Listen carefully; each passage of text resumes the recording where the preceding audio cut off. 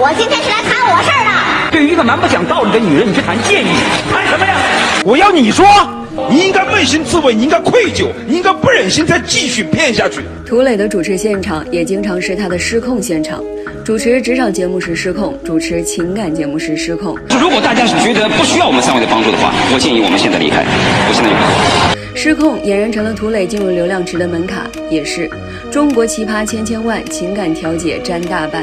涂磊的王牌节目就是情感调解，骂作女、骂渣男、骂小三，涂磊的节目很容易上头，无私不还。我真的是气死我了！被满足了窥私欲的观众还恨不得把身边所有看不惯的奇葩都送去涂磊面前骂一骂。收割了一大波中老年观众，还成为沙雕青年的快乐源泉，是他们的下饭神器。主持界，涂磊有自己的竞争力，风格奇特，原因源于他是野路子出身。1977年6月10日出生于江西南昌，大学就读的是与媒体完全不沾边的南方冶金学院计算机专业。毕业后进入银行系统，双向星座双子座，天生不安分。涂磊换过很多工作，销售、秘书、创业。04年从400名应聘者中，凭借天生的好嗓音，以菜鸟的姿态杀出重围，成为长沙广播电台的主持人。双子座机智、敏捷、主动、健谈。入行的第一个节目是夜间情感节目。涂磊在黑夜的电波里野蛮生长，他似乎领会到人有时候就是需要外人不留情面的骂一骂，慢慢摸索出毒舌的主持风格。2010年《非诚勿扰》走红，借着这股东风，涂磊小试牛刀，主持长沙知音频道的爱情房车，知名度持续攀升。不久，担任天津卫视《非你莫属》的观察员和浙江卫视《爱情连连看》的情感嘉宾。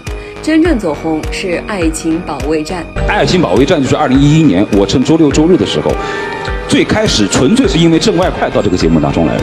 我记得那个时候还不是打款，就拿信封装的。汇集民间奇葩，涂磊的骂式主持想不火都难，有热度就有收益。据说节目每一期的广告收入就轻轻松松上百万。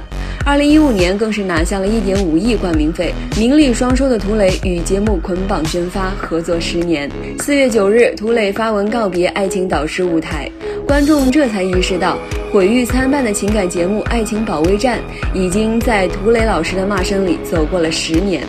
不过，走下舞台的涂磊真能立住好男人的形象吗？涂磊曾高调地晒出为妻子实名定制的钻戒，直到2016年结婚7周年，借着女儿小樱桃40天的日子，终于官宣晒出这个小自己9岁的人生伴侣。我还租着房子住，特别贫苦，就跟你们开始一样。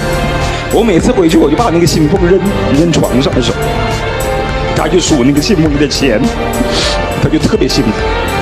他说老公又挣钱回来，我们的事业越来越好。今年8月倒是有一条关于涂磊老师的奇闻，网友一个视频，涂磊在飞机上又脚蹬机舱，把他送上热搜。8月8日，涂磊道歉后遭央视知名女主播讨伐，不接受道歉，回去重写。一直以来对涂磊的评价两极化严重，有送他涂神称号的，也有说他一本正经装的，你怎么看呢？